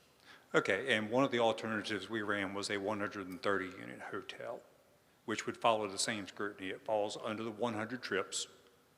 They could come in as a by right use. Yeah. There would be no additional purview or review of it other than a North Carolina Department of Transportation driveway permit, and it generates just under 100 trips. Looked at similar sites as to whether it could fit. There are a number of 100 to 120 unit hotels, 2 to 3 stories, on a couple of different locations in Wilmington that are on parcels about half this size. So conceivably, even a higher intensity hotel could go here, but if going over 100 trips may in fact incur a traffic impact study, which would take a more in-depth dive into the operations on Market Street. So I think what I'm hearing you say is that right now the proposed project doesn't require you to do a traffic study, and at this point, there's no plans to do one. Is that a fair statement? Yes, sir. Okay. Commissioner Colfer? Yes, thank you. Two questions. One's going to be vehicular and the other will be pedestrian. So north on North 30th, and that takes you to Princess Place? Yes, sir. And then you could take a right theoretically and then drift east towards some signaled light? Yes, sir. I can speak to that. There is a signalized intersection and has been since I arrived here in 1997 as the city traffic engineer at 30th and Princess Place.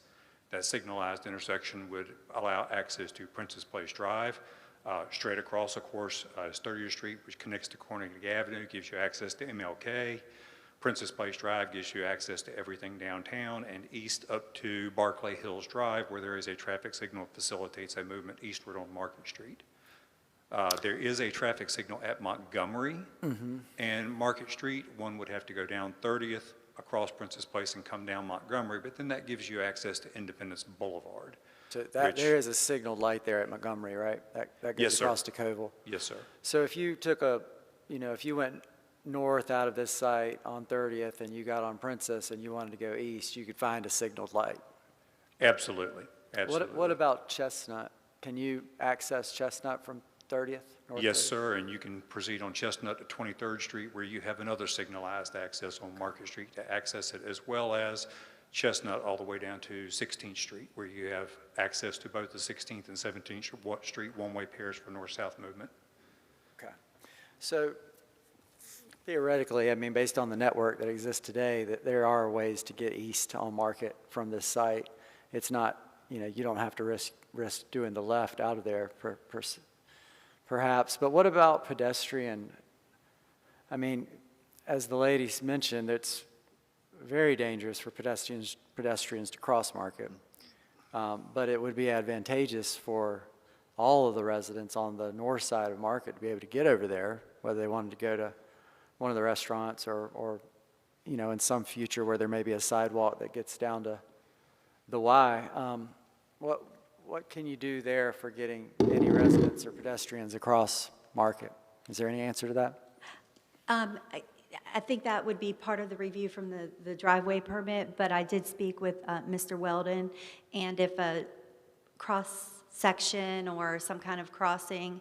If that's something you would like us to explore as part of the DOT driveway permit, we'd be happy to request that if that's something that the board wanted to ask us to do. Well, thank you for offering that, and I guess in our discussion, we'll talk about that, but as one of the residents' concerns, and perhaps there have been fatalities of people trying to cross market, in an ideal world, we would get them across there, one way or another, whether this site existed or not, or was built on or not. Those are my two questions. Thank you.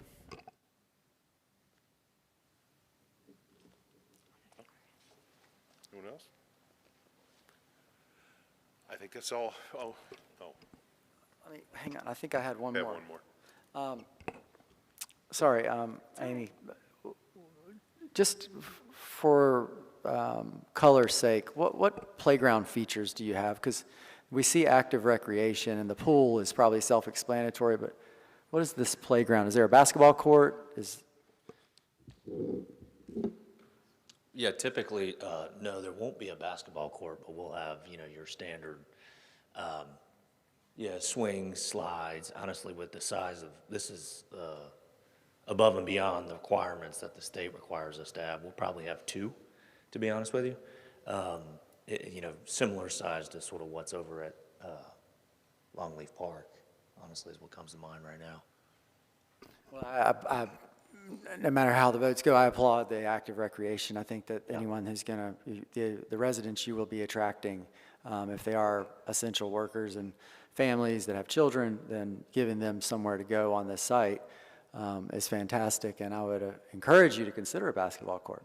Yeah. Thank you. All right, thank you. Anybody else? Okay. And we've acknowledged that we received emails. We've referenced those earlier in the discussion. So at this point, seeing no one else wishing to come up and speak plus or minus, I'm going to close the public hearing, and let's talk amongst ourselves here. Thoughts? Anybody want to go first? Well, I'll go. I think what I struggle with in general is, we've sat here and there are so many data points or proposed data points. There's a couple studies. There's so much discussion around housing in this city that it's confusing. Okay, I mean, there was an interesting debate the other night about the reality of that there's a definition of affordable housing that's different than a definition of workforce housing, and there are people that still disagree with that. I mean, the thing that we're facing, I think, and makes this kind of a decision hard is, we have a need for workforce housing. I get it. The greater picture also takes us to the fact that you have studies that says we have a deficit in this city of 10, 11, 12,000 units, depending on what study you look at. And the problem with that is, given the availability of land, the number I heard the other night was, 1,000 acres that's probably left to develop. There's no way in God's green earth you're going to get, 10, 11, 12,000 units out of 1,000 acres unless you start going 4, 5, 6, 7, 8-story homes. And that's going to be the appetite of the voters over time. What I struggle with is you got a project here that is workforce housing, absolutely got it. We need workforce housing. I'm struggling with the location. And what I'm really struggling with is the traffic component of this, okay? And I'm just struggling with, I think the comment was made earlier that, we may see more 4-story projects coming down the pike over the next few years.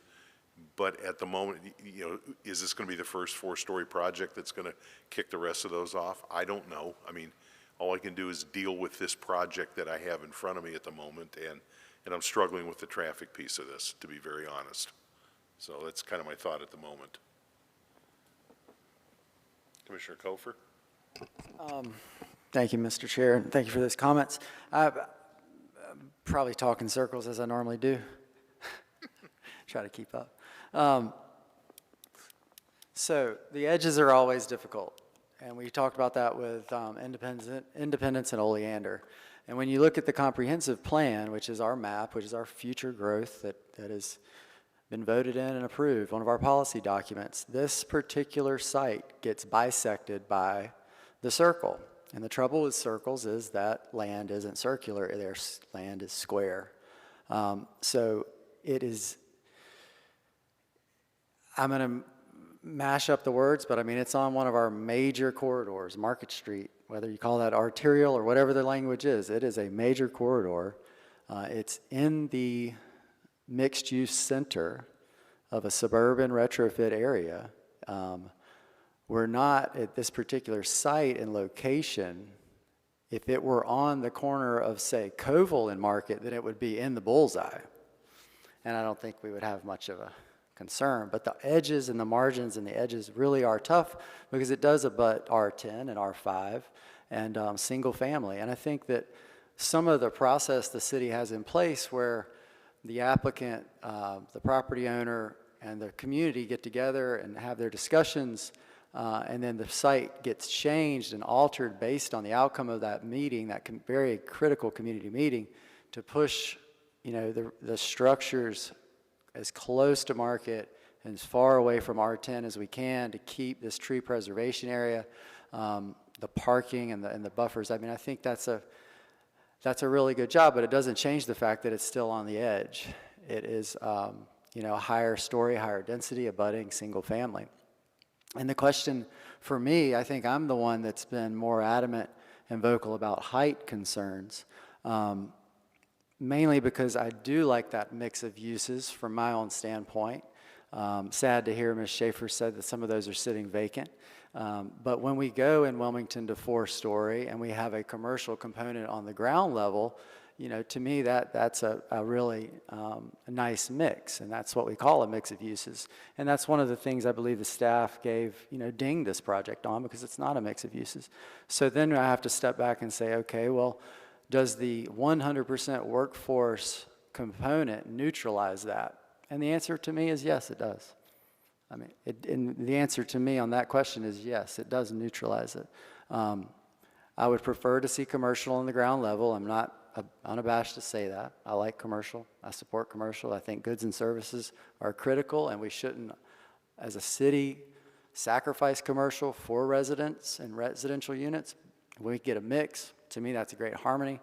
But when we're also talking about essential workforce housing, then okay, you know, 4 stories. Now it's a horse of a different color. And I think Wilmington has to decide, are we, you know, we have been a 2-story town for a long time, you know. Are we growing into a 4-story city? You know, with the project on the corner of Independence and Oleander, the answer was yes. With Summerwalk, the corner of Oleander and Greenville Loop, the answer was yes. You know, I'm not saying that the Carolinian was right or wrong or indifferent, and due respect to all of the commissioners that were on the committee during that. I didn't get a chance to hear that particular case. But this one checks a lot of boxes, and I'm just trying to see if there's, you know, the only thing that gives me some pause is that piece about trying to get folks across Market, but I don't see any solution to that, whether it's this developer or NCDOT or, you know, you almost need a skyway across Market to get folks over there. I mean, it just, and I really do applaud the active recreation, because we see these projects from time to time, and, you know, there's an empathetic component to this where we are trying to provide housing for the city and housing for workforce families, but, you know, there's no recreation for the kids. And so I certainly am excited to see that. You know, for those residents that are on the R districts, you know, this site has been O&I. It's been office and industrial. By right, height can be 96 feet. You know, it's on Market Street, and you do abut it, but I think that the developer's done the best they can to try to prevent the imbalance there, the mix of uses from a little higher density to the single family in the back. So I'm in favor of it, but I would accept the applicant's offer to study that signaled crossing. For better or for worse, I think that would be valuable for the city council to hear. And those in opposition, keep in mind, this isn't the end-all be-all. We're a recommending committee, so you get another shot if this goes through in front of your elected officials. So, but I'm a yes tonight. Ron, comments? Nope. John? That wasn't circular, that was pretty good.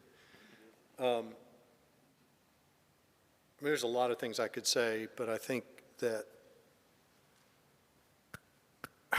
I drove up from Brunswick County today to attend this meeting, and south of Brunswick Forest to the Memorial Bridge was packed with cars going west and then south. That's what this type of project is designed to help alleviate. And respectfully to everyone who says, great project, bad location, why so dense? Why the traffic? Well, what is the answer? The state of North Carolina doesn't have $1 trillion to make all of our roads 8 lanes, and we wouldn't want them 8 lanes anyway.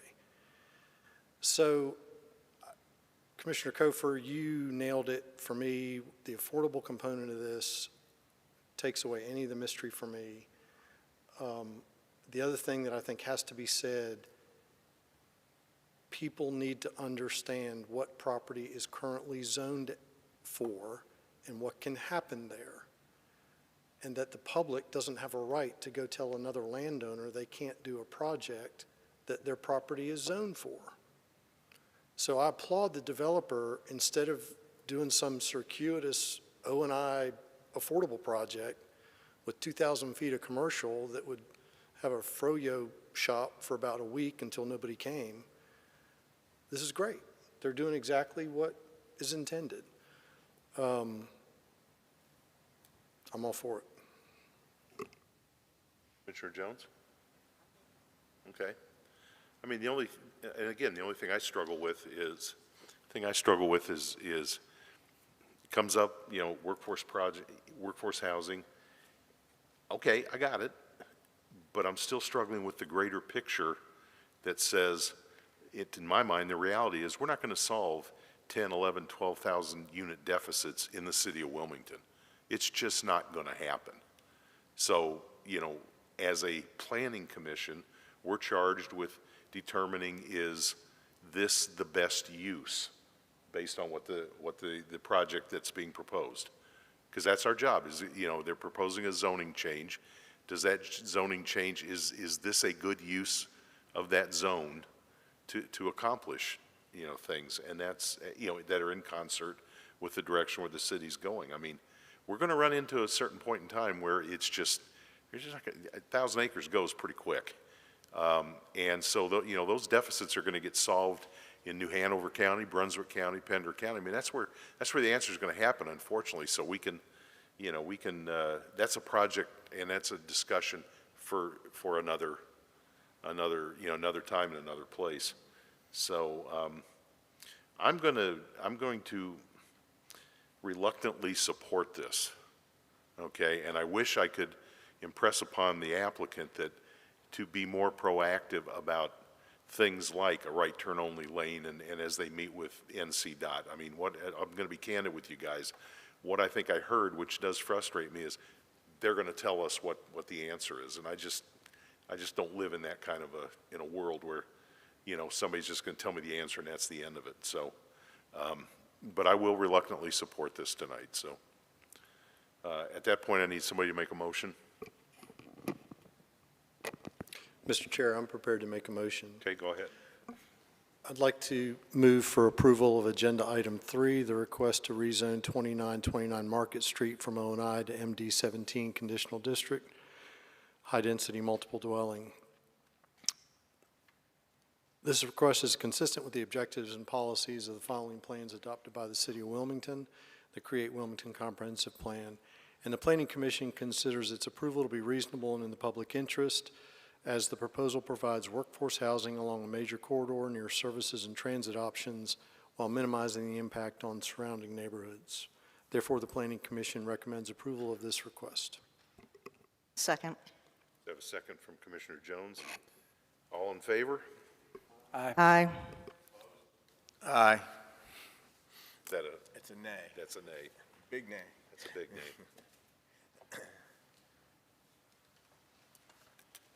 Okay, therefore, the motion passes, the project has been approved, and we'll move on to city council, so.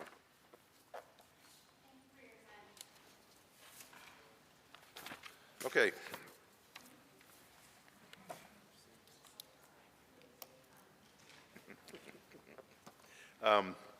Next is items from the commission, so does any commissioner have any item they want to bring up in front of the group? Nope. Items from the staff.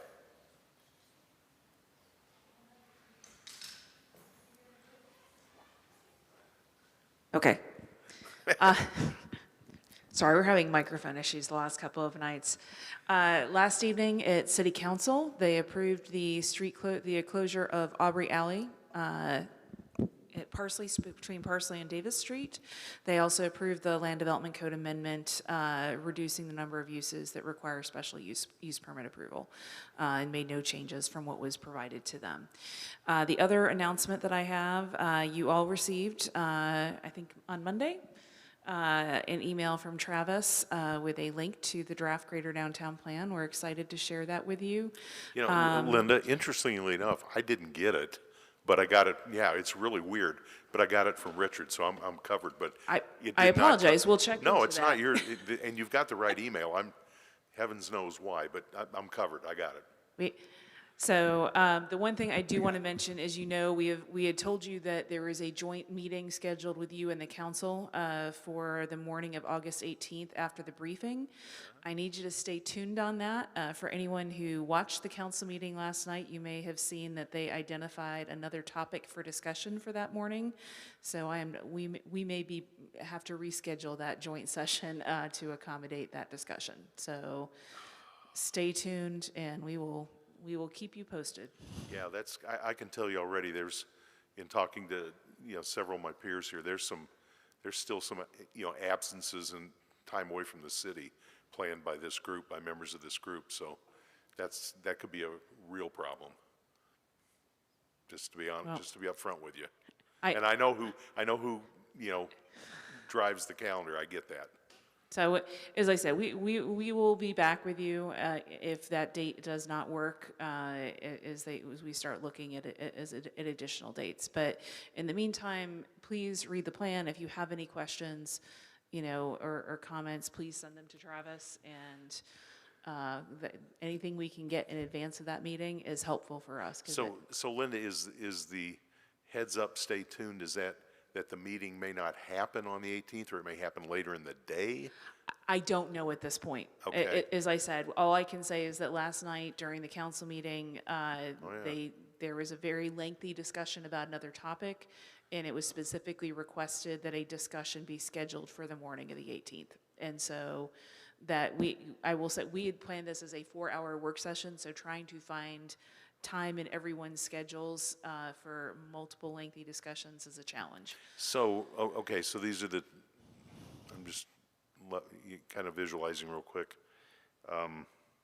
So what you're talking about is that it's another item for the agenda review meeting that they would have on the 18th. Yes, they specifically, so normally they have presentations. We were trying to limit presentations on the 18th because of this joint work session. Yeah. They have specifically asked for a topic to be on the agenda as part of their agenda review. Okay. So Well, I will just give you feedback. If we don't have, the 7 of us available, I mean, to me, that kind of diminishes the value of a joint session, just to be blunt about it. So, just go forth and conquer, I guess is my point. we're going to do the best we can. I know you are. But I just wanted to let everyone know, because we had not given you a time specific, which we were working on, but after last night, I just don't, it may be a change in date as well, so. And I also can tell you, I know you have at least one member for our September meeting who will be absent, so we will be, it will be at least at 6, and, who knows. Well, and the other thing, I thank you for reminding, when you said the September meeting, it reminded me of my one other announcement, and that is, this is your last meeting in this room. Yes. So we will be sure to remind you when we send out the September agenda, but we will be moving over to Skyline Center, to the new council chambers that have been constructed. So What level is that? that is on the first floor, so. Literally, the And- quickest way to get there is, you know, park in a parking lot and walk down, don't go in the front door, walk down halfway down on the side door, and you go in and it's right there.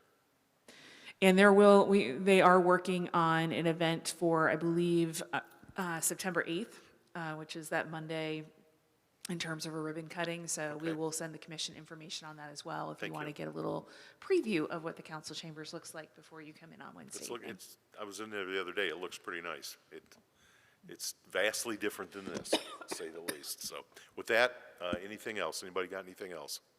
I need a motion to adjourn. So moved. Chairman Pollock, I'm sorry. I want to Yes. make sure that you know that the Planning Commission meeting for September is the second Wednesday of the month. It's the It is 10th. not, It's the 10th, right? it's the, yes, the 10th. It's the 10th. Yep. Thank you. I had a first, do I have a second? Second. I got a second. All in favor? Anybody opposed, don't speak. Meeting is adjourned. Good luck.